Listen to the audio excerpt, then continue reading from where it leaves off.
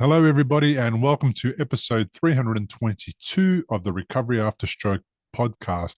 In this episode, I'm delighted to introduce Carmen Moreta, the first stroke survivor from Mexico to be featured on the show. Carmen's journey began unexpectedly when she experienced an ischemic stroke at just 34 years old. She shares her incredible story of resilience from being unable to walk to regaining her independence through physical therapy and a holistic approach that included meditation, yoga, and a complete mindset shift. Carmen also dives into the challenges of navigating the Mexican healthcare system, overcoming emotional struggles, and the impact that stroke had on her personal life. Her strength and determination are evident in how she has since turned her journey into advocacy, launching her own YouTube channel to connect with and support other Spanish speaking stroke survivors. This episode is packed with valuable insights and inspiration, making it a must listen for stroke survivors and their families who are navigating recovery. Join us as Carmen's story of hope and perseverance shows that recovery is possible, even when it seems most difficult. Now, just before we dive into Carmen's story, I'd like to take a moment to talk to you about how you can support the podcast. If you find that these episodes are helpful, inspiring, or insightful, consider supporting the show through Patreon at patreon.com/recoveryafterstroke. Your support means the podcast can keep going, allowing me to continue sharing powerful stories that offer hope and practical advice for stroke survivors and their loved ones everywhere. Whether it's covering production costs or helping spread the word, your contribution makes a big difference, and I truly appreciate it. Thank you for considering it. Carmen Murieta, welcome to the podcast. Hello, Bill. Hello from the other side of the world. Hola, hola to you. Hola. It's lovely to have you here, the first Mexican guest on my podcast. Oh, thank you. It's an honor to be here.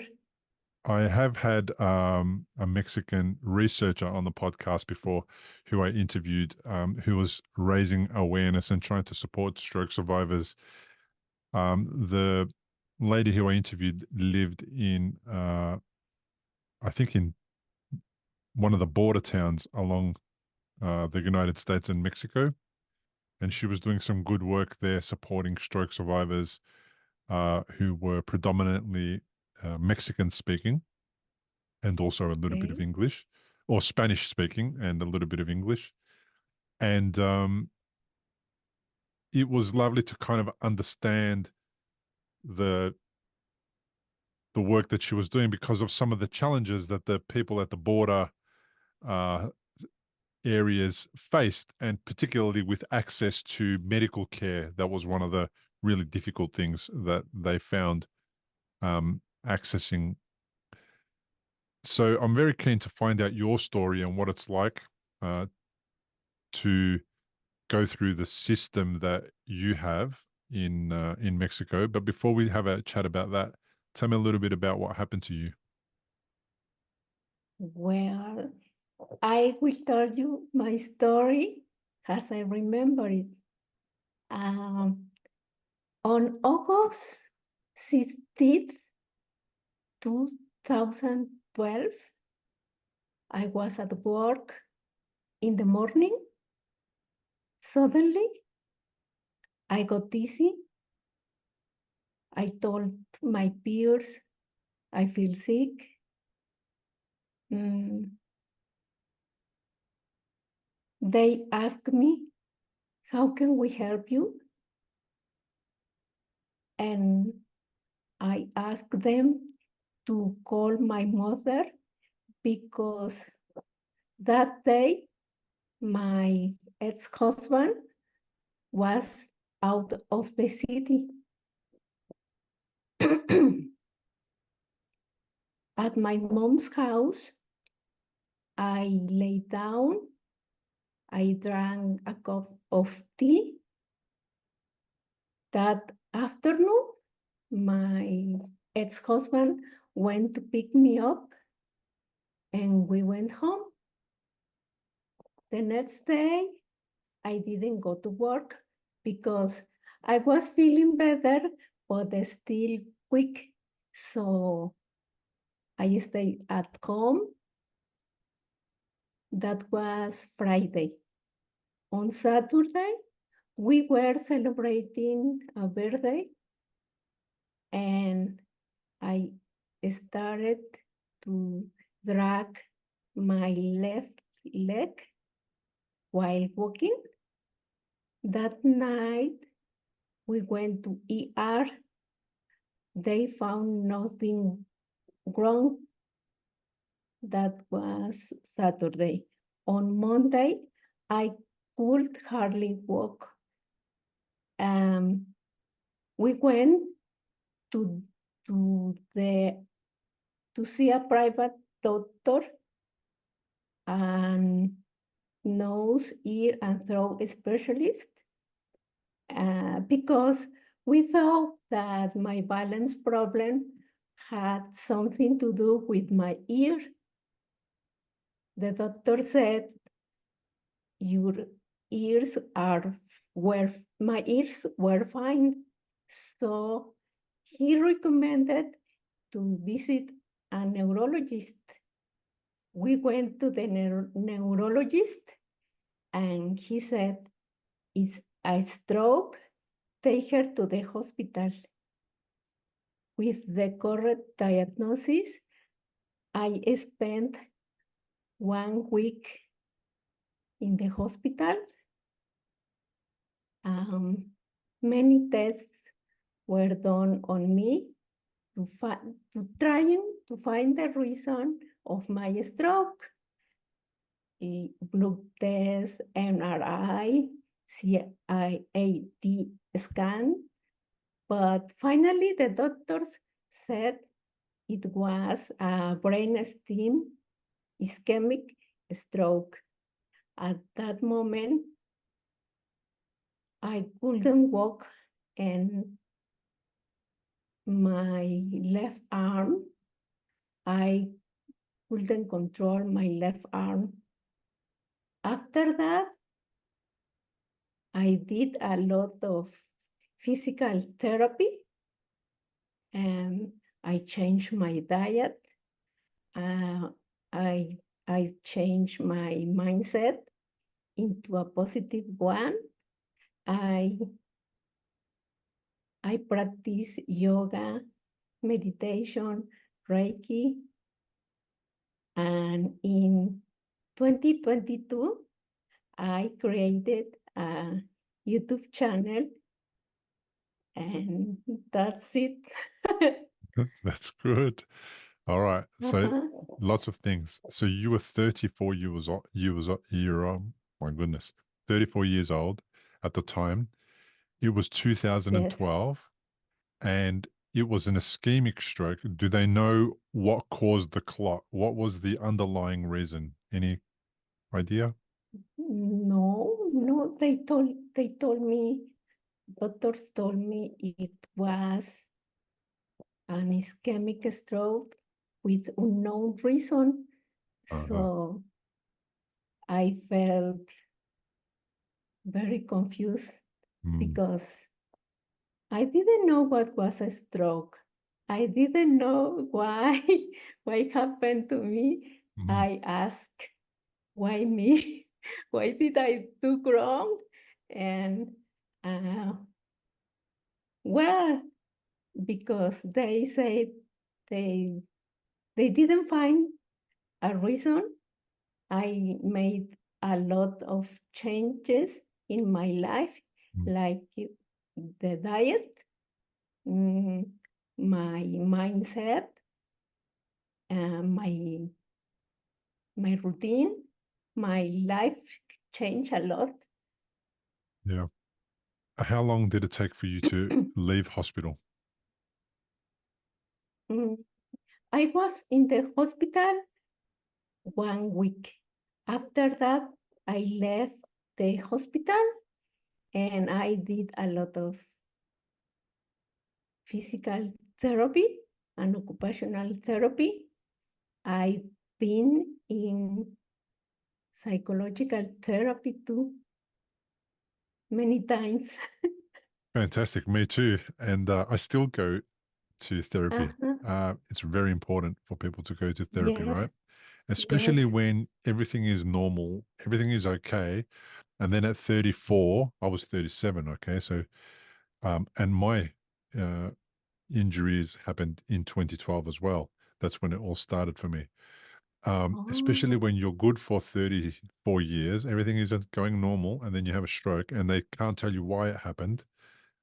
Of course, you need some therapy and some counseling to try and work it out in your head and understand what is going on. Why me? yes, yes, And yes, did I cause this? Can I make it better? Will I be okay? All those questions going through your mind. yes, yes. Now, go ahead. It took me many years to understand my new me, because my new myself, because Mm. I didn't know what to do, how my body will respond to so many changes now, that I didn't know what can I do and what I can do. Yeah. What kind of challenges did you have when you came out of hospital and went into rehab? What were the physical problems that you had to deal with? Mm, I think, well, many things, but main thing was I couldn't walk. I was on a wheelchair. Uh, it was very, very hard to learn walking again. And at first, I was like a spider crawl, cling. If you've had a stroke and you're in recovery, you'll know what a scary and confusing time it can be. You're likely to have a lot of questions going through your mind. Like, how long will it take to recover? Will I actually recover? What things should I avoid in case I make matters worse? Doctors will explain things, but obviously you've never had a stroke before. You probably don't know what questions to ask. If this is you, you may be missing out on doing things that could help speed up your recovery. If you're finding yourself in that situation, stop worrying and head to recoveryafterstroke.com, where you can download a guide that will help you. It's called 7 Questions to Ask Your Doctor About Your Stroke. These 7 questions are the ones Bill wished he'd asked when he was recovering from a stroke. They'll not only help you better understand your condition, they'll help you take a more active role in your recovery. Head to the website now, recoveryafterstroke.com, and download the guide. It's free. My hands to works because I was very afraid of leaving them. Yes, Uh-huh. and I didn't move my left left arm. Well, yes, it moved, but I couldn't control my arm, my left arm. In fact, now my left side is is weak. A little weak, Yes, I can walk now, but I use cane to walk. just for a little bit of extra strength and stability. Yes, Hmm. Um, at the time, 34, were you still married then, or what was the family situation like? I was still married. Then, 2 years later, I divorced. Uh-huh. And do you have children? Suddenly, no, suddenly I was divorced. I I couldn't work. I didn't have health. So I was very, very, very sad. Yes. You were very sad. Was that one of the reasons behind the divorce? Is that what you're saying? Mm, no, I don't think so. We, my ex-husband and me, didn't get along very well before the stroke. So it was just one of those things that was part of the relationship. It was a bit of a problem already. And then when you had the stroke, did it feel like the relationship got worse, or was it just a decision that was made because you guys had been putting it off? Um, I think mm, it got a little bit worse because I was having all that changes in my body and I didn't understand what was going on, and he was trying to help me, but I was so different now. So um, now that I have talked with many survivors, now I understand that emotionally I was, I don't know, I wasn't okay and he wasn't okay too. So how could that marriage work with two persons feeling like that? Yeah. Yeah. I think what you said is very profound. So if the relationship is a little bit difficult already, and then somebody in the relationship becomes unwell, and you're already dealing with all of those difficult situations, stroke only makes things harder. So if the relationship is not stable, to continue the relationship and make it more stable, it's very difficult, especially when you're learning about your new body, all the challenges that you have to overcome, the difficulties that that causes to the family, um, income wise, all those things. Like it's such a big challenge, and it does need a stable relationship to continue fighting the recovery, you know, and overcoming all of the stuff that stroke causes. I know many people who have had a stroke who, as a result of the stroke, made the decision to separate or have a divorce because um, there was no point being in that difficult situation together and making it more difficult. Was it still a hard thing for you to actually go through with the separation, or was it the logical thing to do? Was it the correct thing to do after the stroke? Mm, it was logical, but it was hard to make that decision because he was my friend. So it was hard. Yeah. So there was still a mutual respect. Yes. Yeah. And I think he helped me as much as he could. And well, finally it didn't work. Yeah. But um, we respect each other, and and well, I wish him the best. Yeah. That's the best way to do it. Sometimes it's not necessary to be together with somebody if you are struggling in a relationship. To respect each other, you can also do that separately. And especially if you're not causing each other challenges and grief, and you can be civil, that's still really important. And it's a good way to go about it. In the uh, at 34, how were you occupying your time? Were you employed before the stroke? What were you doing? Yes, I was employed. I was I studied computer science, so I was working in an office as a webmaster. As a webmaster building websites. Yes, Uh-huh. And of course, uh, you became unwell. And then what happened with work? Were you able to eventually get back to work?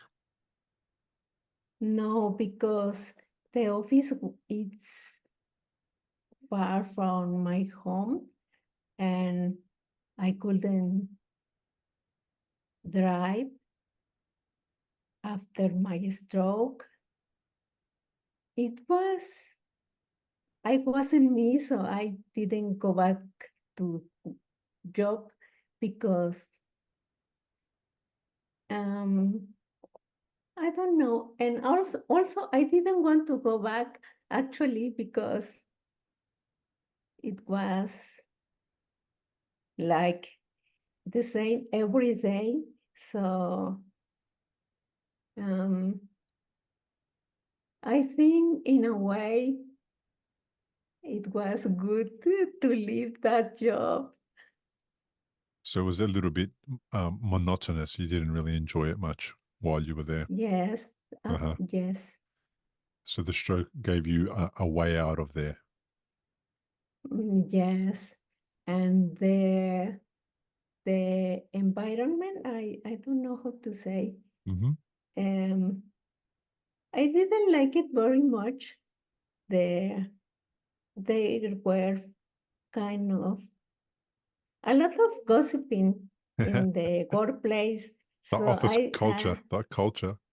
yes, Uh-huh. so I wasn't very happy.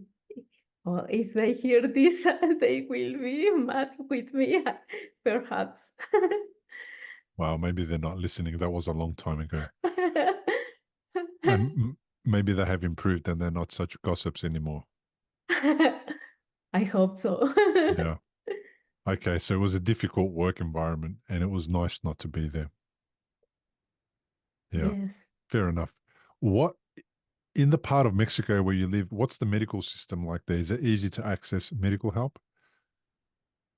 Mm, my job gave me some benefits, so I could I I could access national health system, which no many people have access to it. But the national health system is saturated and they don't have equipment in all hospitals. When I needed the MRI and the CAT scans, I have to go to a private place. They transported me in an ambulance and we have to pay the service in order to have those image studios. Yes. Do you have to pay up front or do you go and have the scans and then they send you the bill? How does that work? Mm, no, you pay the scans and they give you the scans and then you took them to the doctors. If you don't have money to pay for the scans, what happens? Oh, that's um very complicated for some people because they have to wait or to find help from government or from friends, and they have to find them to get the money and Mhm. pay those scans. No money, no scans. No, Yeah, that's very sad. yes, So once you have the scans, then do they send you back to to the hospital which you started at, or do you stay there? What happens there? How did you? That's a lot of traveling for somebody who's unwell to leave one hospital to go to another hospital. yes, it could be very uncomfortable, but I stayed in the same hospital. Um, they just checked my blood pressure and my signs, and that was it. After I leave the hospital, we they gave me physical therapy and occupational therapy. And was that as a result of the fact that you had some benefits because of your work? Is that what covered the costs of those therapies? Uh, no, I didn't have to pay nothing, nothing. The national health system is free. Let's take a quick break here, but we'll be right back with Carmen's inspiring story in a moment. Before we continue, I want to remind you about my book, The Unexpected Way That a Stroke Became the Best Thing That Happened. It's not just my personal story, it's a guide to post-traumatic growth filled with insights from other stroke survivors who turned their recovery into a journey of growth and resilience. If you're looking for hope, practical advice, and real stories of overcoming adversity after stroke, this book is for you. You can find it on Amazon by searching my name, Bill Gassiamis, or you can head over to recoveryafterstroke.com/book for more details. Now let's get back to Carmen's incredible journey. Okay, That's something good when you have it, but when you don't, it's a problem. okay. So you had access to physical therapy, and that wasn't something that you had to pay for. Um, During a period of time, I didn't pay, but my family, they noticed I needed more therapy. So after 1 month, they gave me just 1 month of physical therapy. Then I had to pay and Private. to receive my more physical therapy. Okay. And also I went to it's like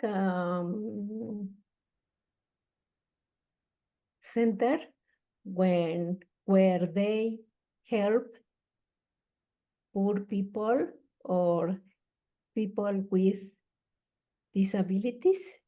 And I went there to get some therapy too, but for only a few months because it was very, very far from my house. At that time, I was at my mom's house because I couldn't be independent for some months. After that, we came back home. So in order to be cared for, you stayed with your mum to have some support, Sorry? extra support. Yes. Yeah. So when you finished the therapy, when you left hospital, you left physical therapy, you went back to your mum's house? No. After 1 week in the hospital, I was 1 month. I was at my mom's house and I had to go to take physical therapy to the hospital from my mother's house to the hospital every day from Monday to Friday. Well, I went to how the long did it take therapy. you to go one way? How long did the trip take from your mum's house to the therapy? Like 50 minutes, more or less. Uh-huh. Okay. So now there's been quite a lot of time that has passed. 12 years have passed. Yes. Are you still recovering? Are you still improving? How are things now compared to what they were like at the beginning? What's better than before? It's better that I can walk. That's something good. I I can move my hand, my left hand, but as I said, my left side is weak. So I'm more in control of my body, but still my fine motor skills are not very good. For example, if I try to do this, Ah, see, put your finger on your nose. and this one it's easier. Okay. Right side easier, left side It doesn't want to no. go there. Uh-huh. Okay. Yes. So I still do therapy, physical exercises Uh-huh. every day because I want to improve something or at least stay the same. And I also have problems with my eating. Uh-huh. I had a little bit dysphagia, so I only eat soft meals. I don't eat spicy foods. Liquids are very difficult to drink, Swallow. swallow. And I also speak very slowly in Spanish too, so in English it's twice difficult to Even more talk. slow. Okay. So Uh-huh. before you used to speak faster. Um, I can't remember. Well, yes, and I didn't get tired of talking. For example, after this conversation, I won't speak a lot, and during every day, I speak. I don't speak very much because Uh, I can't. Does it make your brain tired? No, I don't think my brain, but my throat, it Ah, gets like um, I have to clear my throat frequently. oh, Uh, when I eating, while I talking, all the time, and uh-huh. I feel something here all the time, especially in my left side.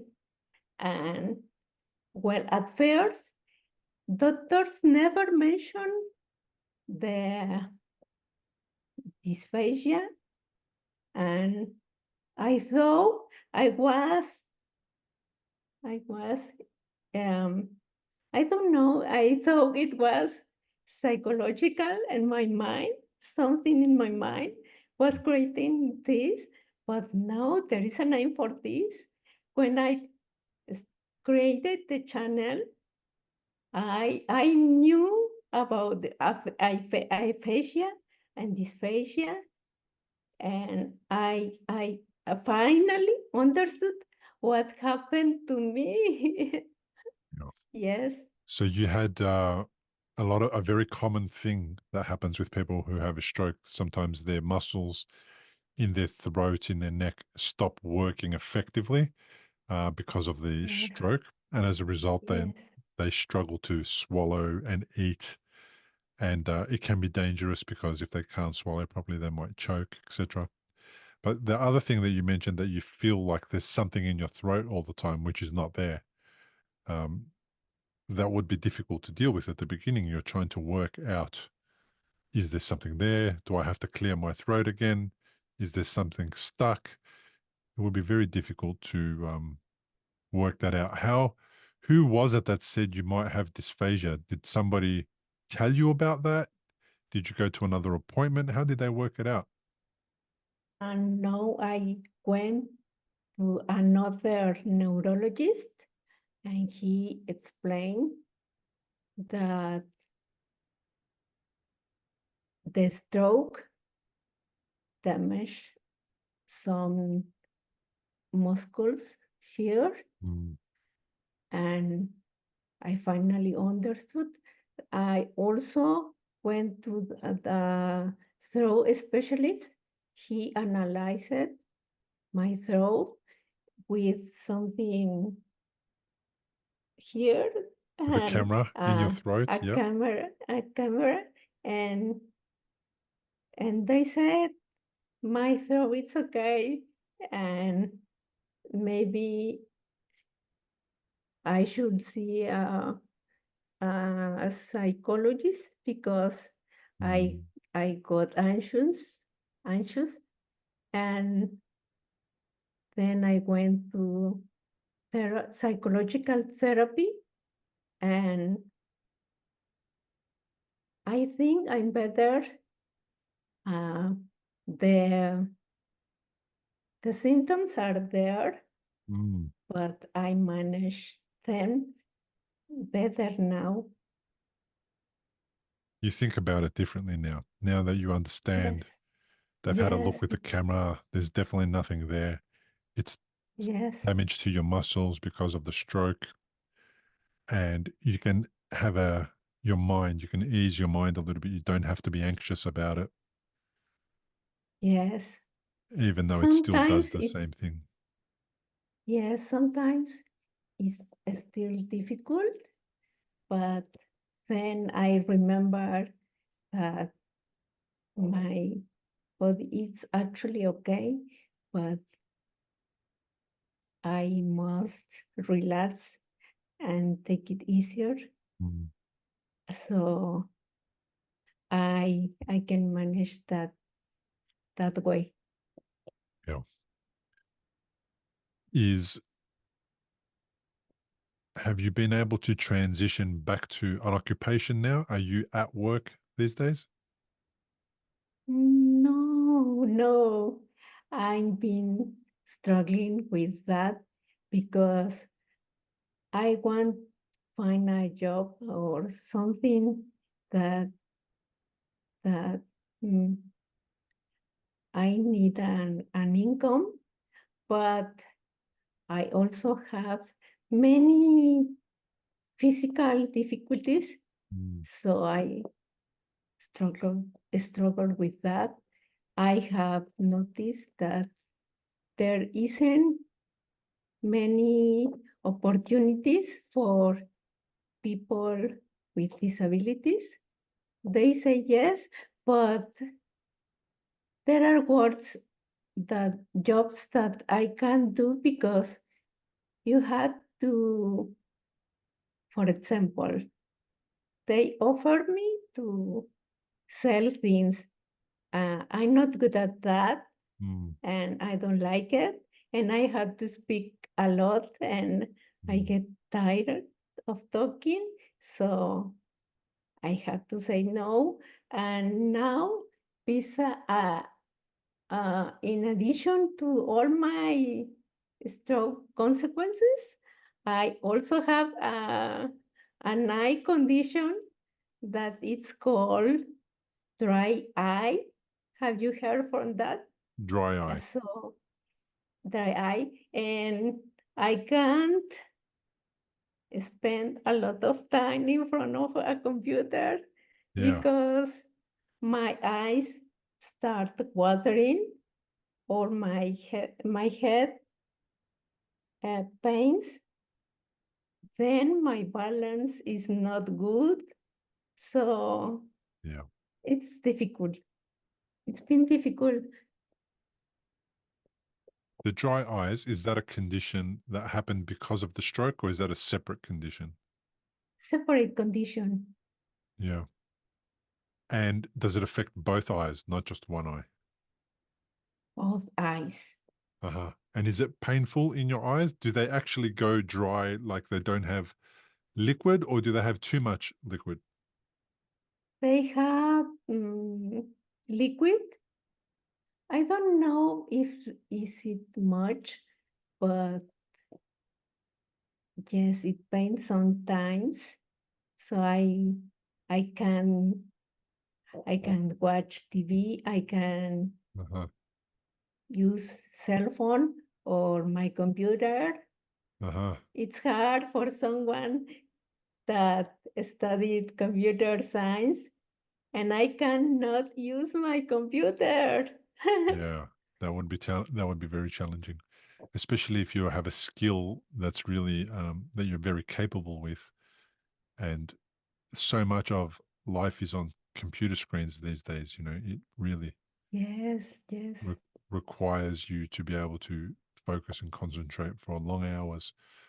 Um, so how do they support you with the dry eye condition? Is there anything that they can do, or is it not something that can be supported? Um, well, I do many things, like I use um, tears medicine. Uh-huh. I don't know how to say, and Tears, I like from a bottle. uh-huh, yes, and I use high contrast in my computer, in Uh, my cell phone. I use Zoom. If you see my computer, the letter, its fonts are like that, Very large. big, really large, and my cell phone too. And I bought a special glasses. These ones, they block blue light. Uh-huh. I also have a filter in my computer. What else? I don't use computer for long periods of time. Mhm. Actually, too many things, and the doctors recommend that. Still, I get tired of my eyes. Yeah, it's still very tiring. Yes, Neurologically, after a stroke, the eyes often struggle with with lighting. I still get sensitive with the light, depending on what type of light it is. I think the worst time of the day for me is when there's a lot of clouds and you can't really see the sun, but it still makes a lot of glare. You know, it still feels like it's very difficult on the eye, even though it's not sunny. You know, you still get some strange light coming through all the clouds. That's the hardest time of the day. So I'll be driving my car or walking around with my sunglasses on and there's no sun out. And it's the hardest time of day. It really affects my mood. It affects my emotions. It really makes me feel down. And I always look forward for the sun, which is quite yes, normal anyway. But the cloudy conditions are really difficult for me. If we have cloudy conditions for a few days in a row, I really notice it by the end of the second or third day. yes. It's the same for me. I sometimes, well, for example, I never use computer in the morning because the light is very strong, Mm. so I don't use it. At the sunset, it's better for me. Uh-huh. This time it's working very good for me because it's dark outside. Well, here it's the night, 7, 8 p.m. Yeah. So it's good for me. Okay. Darkness is good for me. Darkness is better for you. Uh-huh. Uh-huh. Yes. Yeah. Okay. So you started a YouTube channel. What do you hope to achieve with it? And what are you posting on there? And it's in Spanish, correct? una EBC en mi vida. Uh-huh. I was trying to find more stroke survivors because I didn't know any stroke survivor. All the examples of stroke victims I knew about were people who had died. So I was feeling very lonely. And also, the information that I was finding in the internet at that time was very technical. So I needed something easier to understand, and also I needed something to do instead of feeling sorry for myself. So that's why I created the YouTube channel. And now I have many stroke survivors, many friends. Yeah. So what does the name of the channel mean? Una EBC en mi vida. And what does it mean in English? Um,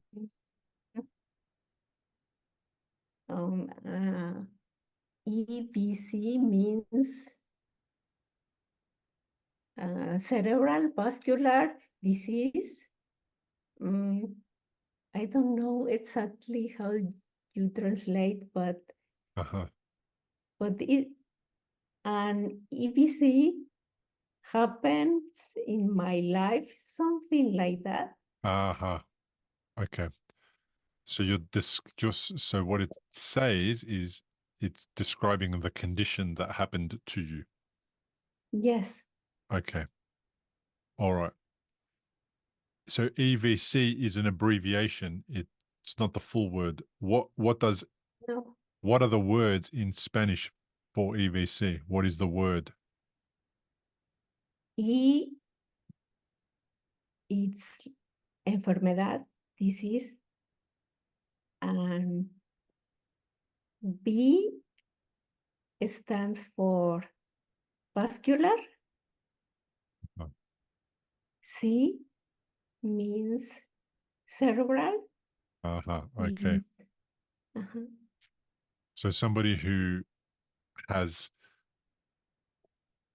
your similar experience or is looking for people that have been through what you've been through, again, probably like you, looking for a community, more people to connect with, more people to learn from, will be able to go to that website. What type of videos do you do? Are they interviews? Are they information videos? Or what kind are they? Interviews. I have talked with neurologists, Uh-huh. therapists, and stroke survivors, caregivers. Uh-huh. That's it. That's lovely. So you have, at the moment, it says there's 82 videos. And they're all different lengths. Some of them are 40 minutes, some of them are 4 minutes. Lots of different people. Yes. You have an episode on dysphagia in Spanish, which is amazing. And you have an episode on neuroplasticity. You have a really good mix of videos. Yes, I have tried to cover the main topics of something that had an stroke and to understand those topics, and also give hope through testimonies of survivors, and let people know that recovery, it's possible. I love it. You're doing Yes. exactly what I'm doing in Spanish. You're doing it in Spanish. Yes, Fantastic. I didn't know you till after I created the channel, I found you and I thought, oh, one day I will meet Bill. And here we are. It's so good that you reached out. I really appreciate it. And you know what's lovely is that I can't do all these other languages. It's impossible for me to do Spanish, Italian, even I can speak Greek, but even finding people to do interviews in Greek even that is very difficult. But the good thing about a lot of people who are from other countries, many people speak English. So I'm fortunate that we can still reach people who speak English. But of course, it's my wish that there's more people like you and me doing their own language recovery after stroke podcast. You know, I hope there's an Italian one. I hope there's a Greek one. I hope there's every version of it. I think it'll be fantastic because that's very important. It's what we're missing. And when I started doing it, I was like you. I wanted to occupy my time with something important, something worth doing, you know, something that was going to be useful for me and for other people. So you have found a really good thing to occupy your time with. Now, do you edit the video and do all the things to get it ready and upload it? Is that how you do it? Well, when I created the channel, I didn't know anything about editing videos for internet. I didn't know nothing. So I was asking if somebody could help me, but I didn't find anyone. So I thought, how can hard it could be? So I started, and well, I think I, I did it fine. Yeah. I don't know if that's what you wanted to know. Yeah, that's it. I wanted to know how you started. The videos, they are edited, they have good thumbnails, everything about it is perfectly fine. You have subscribers, you have 430 subscribers. I imagine Yes. people also leave comments and let you know what they think of the video or ask questions. Sometimes they leave comments. Yeah. I think no many people have seen my videos. Maybe maybe they don't know me yet. And well, my audience is a small audience, Yeah. but I love to do videos and explain what is a stroke, because when it happened to me, I didn't understand what was a stroke. And in Spanish, we have so many names for stroke Mhm. that one gets very confused about it, because you don't know, well, it was this or that, because there are so many words for a stroke that you can know, you can understand what it's a stroke. And Yeah. yes, I through my videos, I try to let people, to give people knowledge and hope about the stroke. Yeah. In your channel, in your about section of your channel, I translated it on Google Translate from Spanish to English, and it says, "Welcome to my channel. Here you can find videos where I will tell you about my experience living with cerebral vascular disease and what I have done to recover, testimonies and information that will help you go through the process." Yes. Yeah, that's really important. Yes, because, well, I try to give people what I didn't have. That was, I didn't understand what Mm. was a stroke. And I told you, I was feeling lonely because I didn't know more stroke survivors. And I thought this happened only to elder people. Mm. So I didn't understand what was a stroke. And I think at that time, doctors also didn't know what happened to me. I think ischemic strokes are harder to diagnose because I don't know. The I don't know cause, why. because there's so many causes. That's one of the reasons. The thing about Yes, hemorrhagic stroke is the blood vessel has bled. It's burst. It broke. So yes, you can yes, see very quickly what happened. Why did you have a hemorrhagic stroke? For some yes, people, it happened because there was high blood pressure. So they can get yes, to the bottom of the high blood pressure. They can work that out very quickly. That's the difference with hemorrhagic stroke.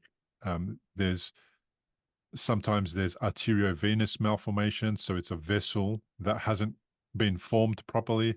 Also, there is a cavernous angioma, which is another vessel that isn't formed correctly, or um, it has changed over time and has become malformed.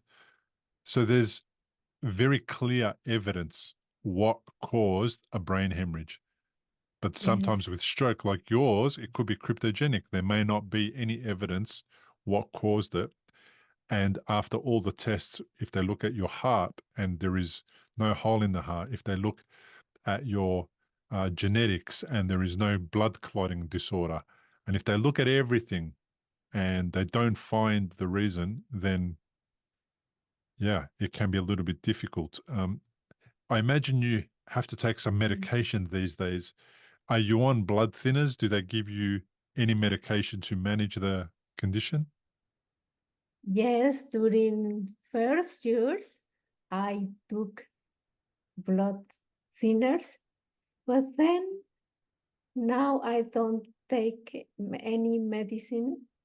I just take care of myself, my diet, and my mindset, Mhm. and I do exercise. I try to have a healthy way of living. Yeah, you really have to. You don't have a choice, and it's good to anyway, because uh, you want to live long and you want to live healthy for as long as you can. It's really important. Tell me, what was the hardest thing about stroke for you? Do you feel?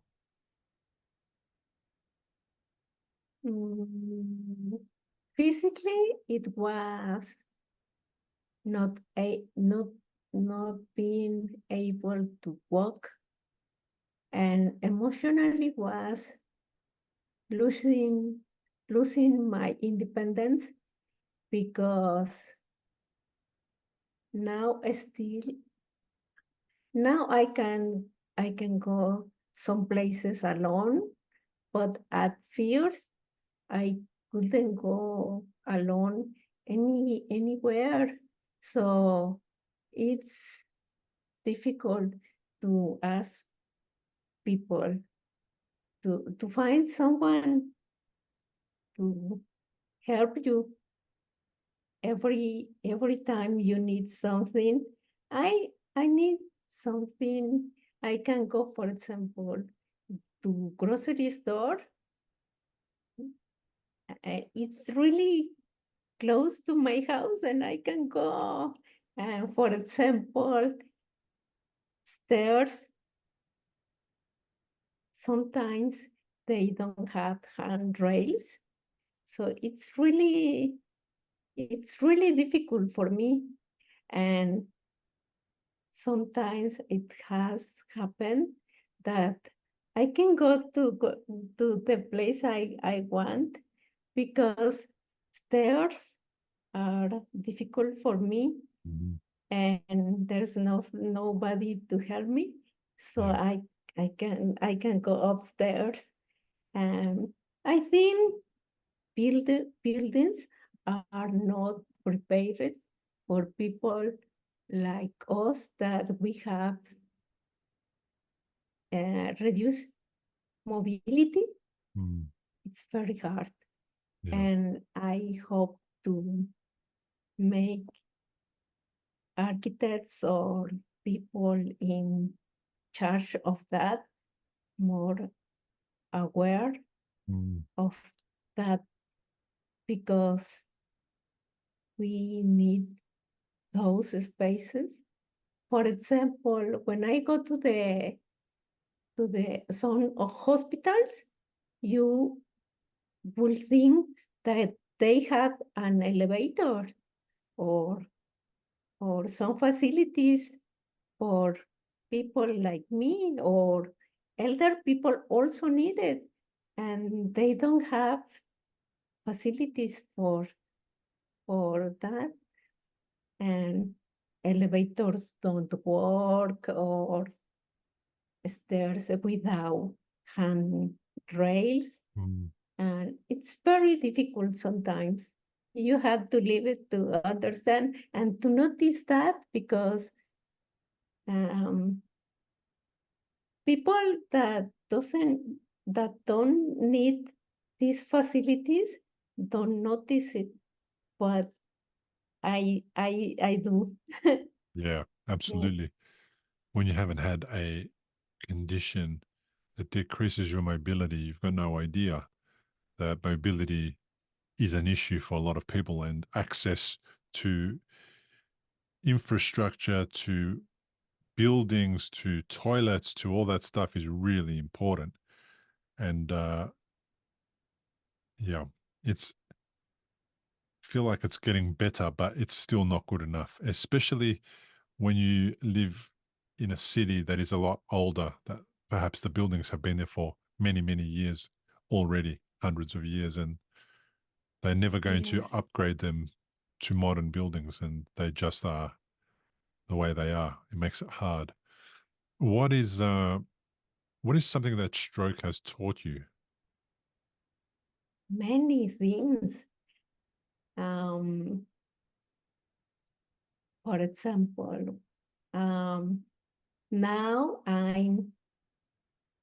I don't give up easily because I know things takes time, and when you do physical therapy, you know that you won't walk in one day or two or three.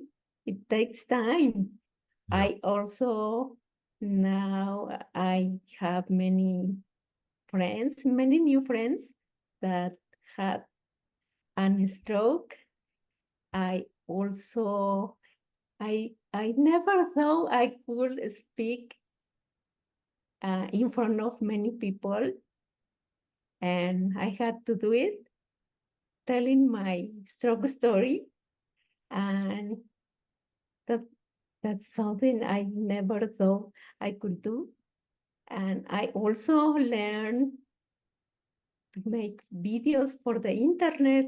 Yeah. And I also hear speaking in English, but at least I'm trying.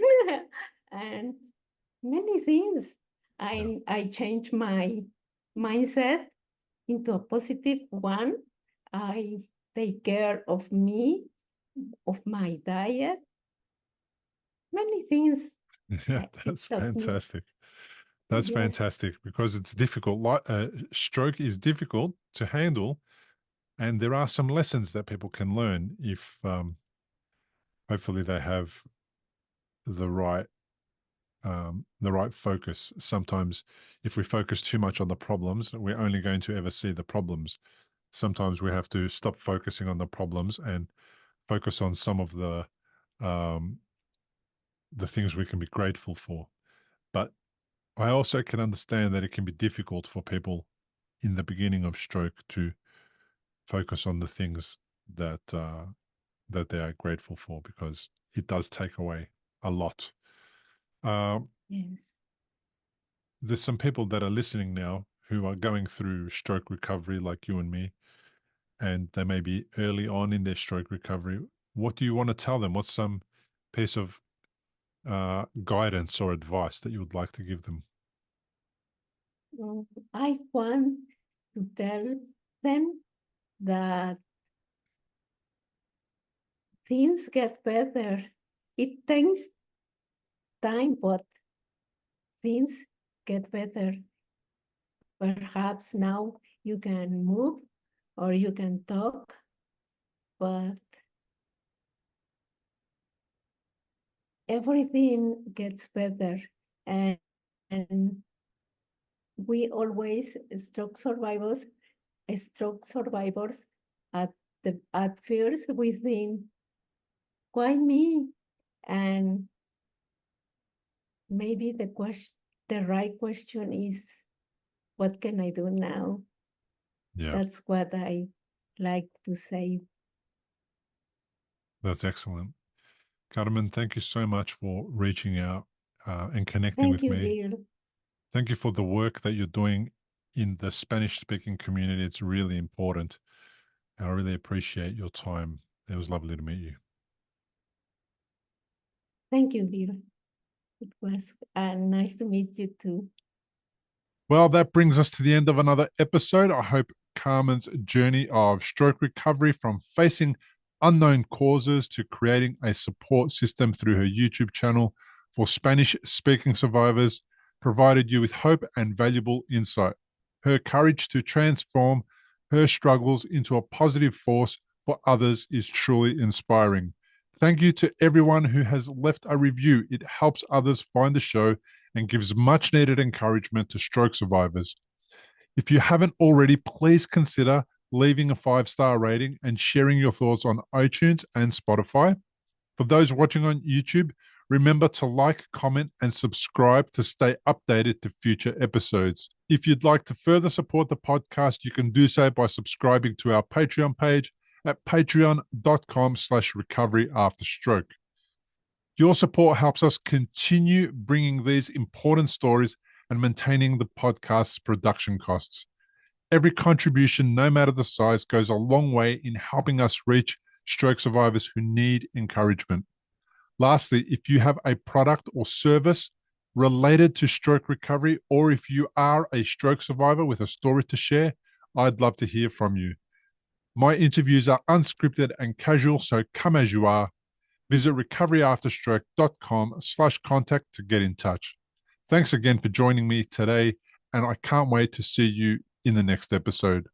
Importantly, we present many podcasts designed to give you an insight and understanding into the experiences of other individuals. Opinions and treatment protocols discussed during any podcast are the individual's own experience, and we do not necessarily share the same opinion, nor do we recommend any treatment protocol discussed. All content on this website and any linked blog, podcast, or video material controlled this website or content is created and produced for informational purposes only and is largely based on the personal experience of Bill Gassiamas. The content is intended to complement your medical treatment and support healing. It is not intended to be a substitute for professional medical advice and should not be relied on as health advice. The information is general and may not be suitable for your personal injuries, circumstances, or health objectives. Do not use our content as a standalone resource to diagnose, treat, cure, or prevent any disease for therapeutic purposes or as a substitute for the advice of a health professional. Never delay seeking advice or disregard the advice of a medical professional, your doctor, or your rehabilitation consultation program based on our content. If you have any questions or concerns about your health or medical condition, please seek guidance from a doctor or other medical professional. If you are experiencing a health emergency or think you might be, call 000 if in Australia, or your local emergency number immediately for emergency assistance, or go to the nearest hospital emergency department. Medical information changes constantly. While we aim to provide current, quality information in our content, we do not provide any guarantees and assume no legal liability or responsibility for the accuracy, currency, or completeness of the content. If you choose to rely on any information within our content, you do so solely at your own risk. We are careful with links we provide. However, third-party links from our website are followed at your own risk, and we are not responsible for any information you find there.